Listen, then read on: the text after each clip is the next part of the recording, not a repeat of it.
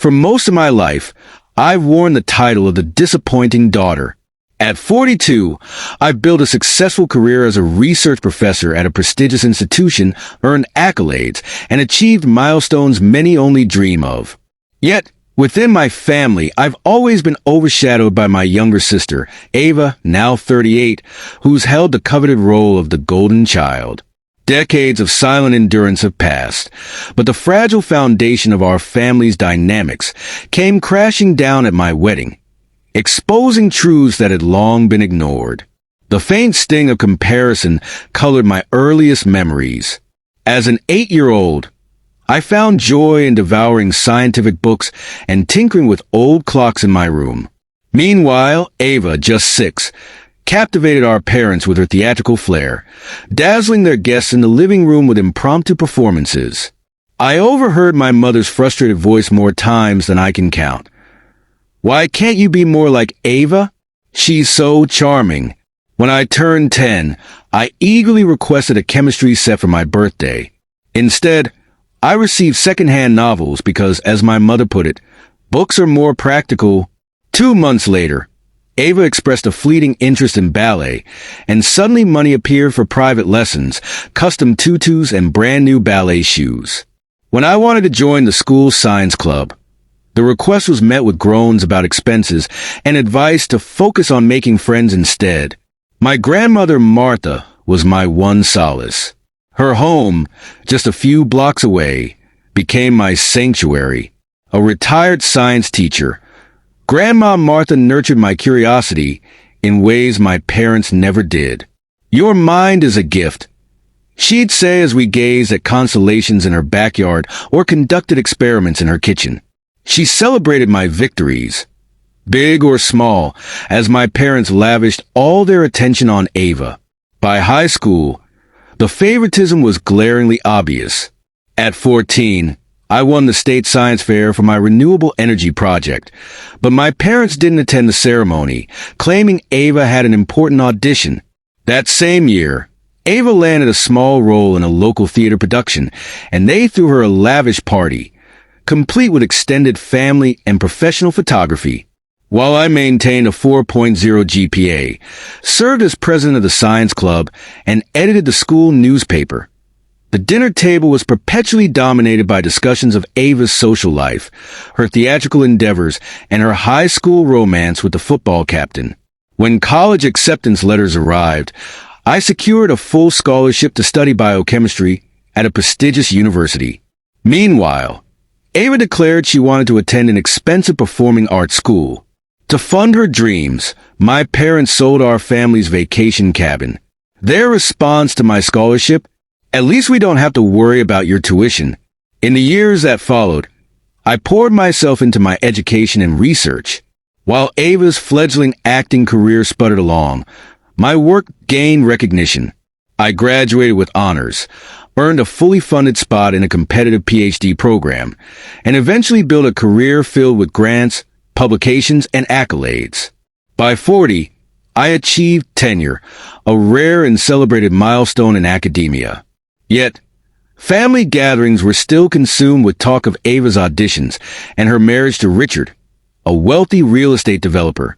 My groundbreaking research was dismissed as Emily doing her science stuff.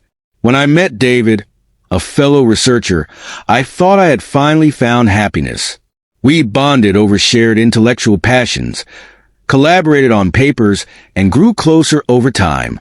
When he proposed last year, I dared to hope this milestone would finally bring my family's recognition. Instead, it became the event that shattered the illusion I had so desperately clung to. Last week, I stayed late at the lab to finish a project and decided to surprise David with the results. What I found when I entered his office will be forever etched in my memory. David and Ava locked in a passionate embrace. My fiancée and my married sister were having an affair. The betrayal was devastating, but what followed was even worse. When I confided in my parents, their first concern wasn't for me, but for Ava. My mother pleaded, "Please don't tell Richard. Think about Ava's marriage. She'll lose everything with that prenup." My father chimed in with, "These things happen, Emily." Be the bigger person. Be the bigger person. I had been the bigger person my entire life. I stayed silent when they celebrated Ava's community theater roles with fanfare, but forgot my birthdays. I swallowed my disappointment when they missed my PhD defense to attend Ava's auditions. And now, they expected me to protect her at the expense of my own heartbreak. Amid this chaos, a surprising light appeared. 3 weeks ago, at a university fundraiser, I met Michael, a 45-year-old architect renowned for designing research facilities. From the start, he listened to me in a way no one else ever had. Unlike David, who often competed with me intellectually, Michael engaged with genuine curiosity, asking thoughtful questions about my work and sharing his own creative vision for blending art and science. Our connection felt effortless. And when I shared the news with Grandma Martha, she immediately noticed a change in my voice. "You sound lighter, dear," she remarked. I spent hours telling her about Michael's warmth, his passion for his craft, and how he valued my opinions on his designs. The contrast between David and Michael, and between my family's reactions to them, is stark. When I mentioned David at family gatherings, conversations quickly shifted back to Ava. But when I brought up Michael, even my parents paused their usual adoration of Ava to listen, though it wasn't long before they found a way to turn the spotlight back on her. The irony of my life isn't lost on me. I've dedicated decades to advancing science, receiving recognition that barely registers with my family. My mother's primary concern about my lab work is whether I'm getting enough light. Meanwhile, Ava's sporadic acting gigs are celebrated as if she were winning Oscars. Last month, I was awarded the Morrison Grant, a coveted honor in my field. When I called my mother to share the news, her response was a distracted, "That's nice, dear." "Did you hear about Ava's new commercial? She has 3 whole lines." They later hosted a family dinner to celebrate Ava's minor role, while my grant went unmentioned. Now, as I stand at this crossroads, I'm finally beginning to see things clearly. I've spent a lifetime shrinking myself to accommodate their favoritism, but I no longer have to. For the first time, I'm choosing myself, my happiness, my achievements, and the people who truly value me. Emily adjusted her clothing with a precision that seemed almost rehearsed, while I fielded an endless stream of anxious calls from my parents. Their pleas and protests, all thinly veiled attempts to salvage Ava's marriage and reputation, echoed in my mind long after I hung up. No one, not once, asked how I was feeling. As usual, I sought refuge the following day in my lab, my sanctuary. Science has always been my haven, a field where hard work and intellect are valued over showmanship, and where problems yield measurable answers. Immersed in the hum of research discussions with my graduate students, I briefly lost myself in their findings and experiments. Yet, something within me had shifted. For the first time in my life, I wasn't just quietly wounded by my family's disregard. I was furious. It wasn't the silent, simmering resentment I had carried for decades. It was a raw, liberating outrage. Sitting at my desk, surrounded by the evidence of my accomplishments, the published papers, the grant acceptance letter, and the eager students awaiting my guidance, I realized I no longer needed their validation. In truth, I hadn't needed it for years. That evening, I had dinner with Michael.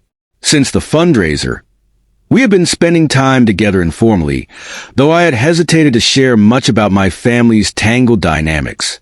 Yet his unwavering presence, his thoughtful questions, and the quiet intensity in his architect's gaze gave me the courage to open up. I told him everything. 42 years of systematic dismissal, favoritism, and the exhausting effort to be the perfect daughter. He listened intently, not interrupting once. When I finished, Michael sat in contemplative silence before offering a perspective that forever changed how I saw things.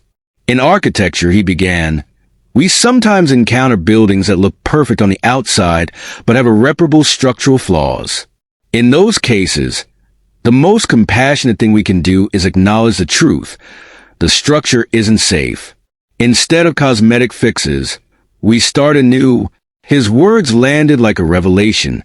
I had spent my entire life trying to shore up a fundamentally flawed family dynamic, being the accommodating daughter, the supportive sister, the unassuming researcher. I had dimmed my light to let Ava shine, minimized my successes to fit within their narrative where Ava was a star. The next evening, I visited Grandma Martha, the one person in my family who has always seen things clearly. At 92, she remains as sharp as ever, her wit as precise as her observations. Over tea, she grasped my hand and said, "Your parents have spent so much time making Ava the star of their story that they've forgotten there are other stories worth telling. But you, my dear, have been writing your own story all along. Maybe it's time to stop letting them edit it." Her words stayed with me as I made a decision that night. Michael and I had been discussing marriage, not formally engaged yet, but headed in that direction. And when the time comes, there will be no grand family wedding. There will be no parents or Ava trying to make it about her. Instead, I'll celebrate with those who have truly supported me. Grandma Martha, Aunt Linda, my colleagues, and Michael's family, who have shown me more genuine care in a few weeks than my parents have in decades. When Ava called the next day, her message was predictably self-centered. She said I was overreacting, insisted she wanted to explain, and ended by reminding me that family should forgive. I deleted the message without a second thought. For the first time in my life, I'm prioritizing my happiness over the carefully curated fiction of our family. I'm choosing to surround myself with people who value me for who I am, not who they want me to be. I've stopped downplaying my accomplishments to soothe someone else's pride. As a scientist, I deal in observable facts, and the facts are these. My family broke itself apart long ago, piece by piece, every time they chose to devalue one daughter to elevate the other. I know there will be fallout. My parents will tell anyone who listens that I'm being dramatic, that I'm jealous of Ava's success, that I'm destroying the family. But I've realized I have everything I need. My research, my students, my grants, and now a partner who sees and cherishes me for who I truly am. At 42, I'm finally ready to conduct the most important experiment of my life, discovering who I can be without the weight of their expectations and disappointments. Update, 3 months later. The past 3 months have been transformative, and I have wonderful news to share. Michael and I are officially engaged. He proposed last weekend in the most thoughtful, us way possible. We were reviewing the final blueprints for the new research center when he pulled a ring out of one of the blueprint tubes. It was subtle, personal, and perfect. A stark contrast to my previous relationship with David, who had turned his proposal into a public spectacle at a department meeting, all for attention. After the David-Ava debacle, I threw myself into work, particularly the new research facility project. Collaborating with Michael became my solace. While my family bombarded me with calls demanding I forgive Ava and keep the peace, Michael and I spent hours designing ideal laboratory spaces. The stark difference between the two men was undeniable. With David, everything was a competition.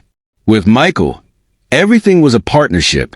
When my Aunt Linda shared the engagement news with my parents, the guilt-tripping began almost immediately. My mother's first response wasn't congratulations, but why didn't you tell us? Ava, predictably, compared Michael to a friend's architect husband, and my mother lamented that Ava wouldn't be my maid of honor. But none of it mattered. For the first time, their opinions held no power over me. This time, I'm building a life on my own terms. The foundation is solid, the structure sound. And for the first time, I know this is the life I deserve. When invited, Ava fell silent for a full minute before launching into a speech about forgiveness and family ties. That's when the real drama began. Richard, her husband, has been distant ever since David, my ex-fiancé, took a drastic career turn from academia to personal training. Coincidentally, David now works at the fitness center attached to Richard's company. And yes, as unbelievable as it sounds, Ava and David have been spending suspicious amounts of time together at the gym. Richard remains oblivious to this, but whispers have already started circulating. In the midst of all this, Ava has been calling me incessantly, leaving heartfelt messages about how she needs her big sister. The irony of her pleas is not lost on me. While my personal life is riddled with their chaos, my professional life has thrived. Just last week, my research team secured additional funding for our groundbreaking cellular regeneration study. The grant committee even credited the innovative lab design that Michael, my fiancé, and I developed together. Grandma Martha was thrilled when I shared the news. "That's my girl," she said proudly. Michael's family has been an anchor throughout this ordeal. His mother, a retired judge with unparalleled wisdom, once told me something that resonated deeply. Family isn't about sharing DNA. It's about sharing respect. Michael's sister, who happens to be one of my closest friends, has been a constant source of support as well. Michael and I had our first real date at the Botanical Gardens under the pretense of discussing greenhouse specifications for the new research facility. What started as a work meeting blossomed into hours of conversation about everything from architectural history to photosynthesis. That connection has carried into our wedding planning, which has been blissfully calm. Perhaps because we've kept it intimate and meaningful. Grandma Martha, who has been more of a parent to me than my own parents ever were, is the only member of my immediate family attending. Tomorrow, Michael and I will visit her to show her the wedding plans, and honestly, it feels perfect. Through therapy, I'm learning the importance of setting boundaries, even with family. As Michael once said, emotional boundaries are like load-bearing walls. They're not about keeping people out, but maintaining structural integrity. For now, I'm focusing on my research, my future with Michael, and finally prioritizing myself. Update 2 months later. As the wedding day approaches, just 3 weeks away, my family's antics have reached new heights. Despite my clear instructions, my parents have informed Ava of the wedding details and even encouraged her to attend. Ava, true to form, has planned a surprise appearance and bought a dress she claims will show everyone what a real star looks like. When I confronted my parents, they feigned innocence. "We couldn't let you make the mistake of excluding your only sister," my mother said. She even added, "Ava has a beautiful speech about sisterly forgiveness. It will make the wedding so much more meaningful." Their audacity was infuriating. I reminded them, someone who had an affair with my ex-fiancé has no right to speak about forgiveness at my wedding. Michael, ever supportive, called the venue immediately to arrange extra security. The irony of Ava's crumbling marriage to Richard coinciding with the start of my life with Michael isn't lost on me. Richard has finally begun questioning her frequent gym visits with David. According to my Aunt Linda, their arguments at home have grown increasingly tense. Yet, in my parents' eyes, Ava remains a victim, a narrative they cling to despite all evidence. To drive the point home, I mentioned to my mother how Ava and David were seen having an intimate lunch at a cafe near my university. Her response? Dismissive as usual. "Ava is just being a supportive friend," she said. This week, my father made a rare visit to my lab, a first in my entire career, trying to convince me to include Ava. Keeping her out will create a rift that can never be healed, he argued. My response was clear. The rift was created when you consistently chose her over me and widened when you dismissed her betrayal of my trust. Thankfully, I'm not alone in this. Grandma Martha, at 92, remains a force to be reckoned with. "Don't worry about Ava," she assured me. "I'll be stationed at the entrance. She wouldn't dare get past me." Her determination is both heartwarming and amusing. Michael's brother, who works in private security, has also arranged for discreet protection disguised as guests. While it pains me that such measures are necessary, they provide much-needed peace of mind. Amidst this chaos, my lab has become a sanctuary. The precision of scientific work is a stark contrast to the emotional manipulation I endure at home. Michael, as always, is my rock. His unwavering support reminds me why I'm marrying him. For the first time in my life, I feel seen and valued, not as someone's daughter or sister, but as myself. The countdown to our wedding is on, and I'm determined to make it a day of love, joy, and new beginnings. 3 weeks before my wedding, I found myself giving strict instructions to the venue staff, complete with photos of my sister Ava, to ensure she wouldn't be allowed entry. By now, I should be thrilled about marrying Michael, the incredible man who supports my career, respects my boundaries, and loves me for who I am. Instead, I was preoccupied with strategies to prevent my own sister from derailing the happiest day of my life. My graduate students had noticed my increased presence in the lab. They assumed it was due to the stress of wedding planning and, thankfully, showed me nothing but kindness and understanding. Little did they know I was trying to escape the relentless family drama that had consumed much of my life. I promised myself one thing: no matter what, I would walk down that aisle and marry Michael, finally leaving behind the chaos that had overshadowed my happiness for far too long. The wedding day. Yesterday was the big day. While I wish I could say everything went off without a hitch, my family managed to stir up one last dramatic scene. But this time, something different happened, something liberating. Ava, as predictable as ever, arrived at the venue uninvited. She wore a white gown more suited for a red carpet gala than a serene morning garden wedding. To make matters worse, my parents, who had been explicitly excluded, also showed up at the botanical gardens. My mother sobbed dramatically about how cruel I was to exclude them, while my father attempted to reason with the security team. From the bridal suite, I could see the chaos unfolding at the entrance. Grandma Martha and Michael's sister were with me, trying to keep me calm. But as I watched my family create yet another spectacle on my special day, something inside me finally snapped. The confrontation. I stepped out to the entrance, still in my wedding dress, and faced the scene head-on. Ava launched into a melodramatic performance the moment she saw me. "Emily, how could you do this to me? I'm your sister. I came here to support you, to show you how much I love you," she exclaimed. Her theatrics came to an abrupt halt when Richard, her husband, arrived. A scene straight out of a movie played out as Richard confronted Ava about her ongoing affair with my former fiancé, David. Despite her attempts to deny everything, her phone rang, and David's name lit up on the screen. With the call on speaker, everyone heard David ask if she would still be coming over later. Instead of addressing Ava's betrayal, my mother turned to me and shouted, "Look what you've done. If you had just invited your sister properly, none of this would have happened."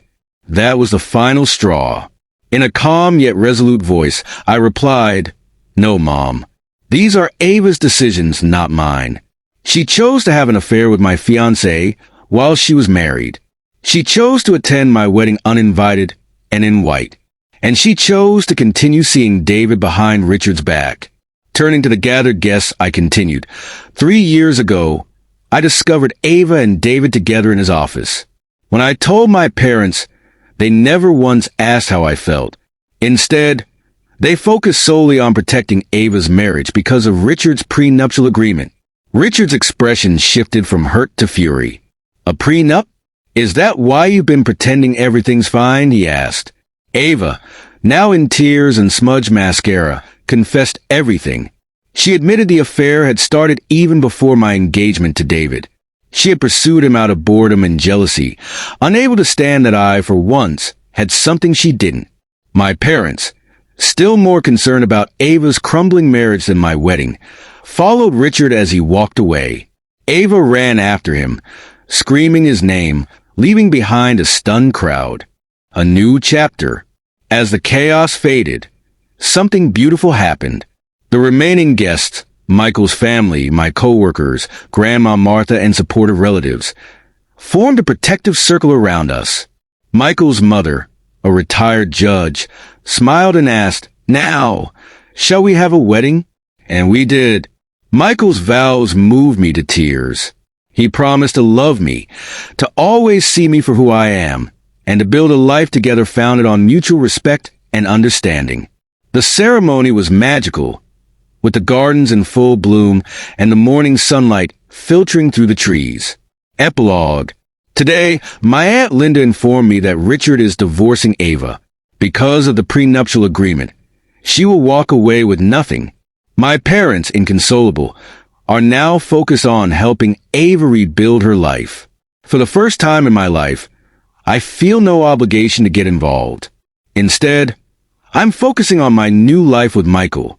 We're heading to New Zealand for our honeymoon, a perfect blend of adventure, relaxation, and visits to cutting-edge research facilities. Grandma Martha, ever wise, called me this morning. Some of the most significant discoveries happen when everything goes wrong, she said. And she's right. Amidst all the chaos, I found my own strength. Moving forward, I am building a family grounded in genuine love and respect.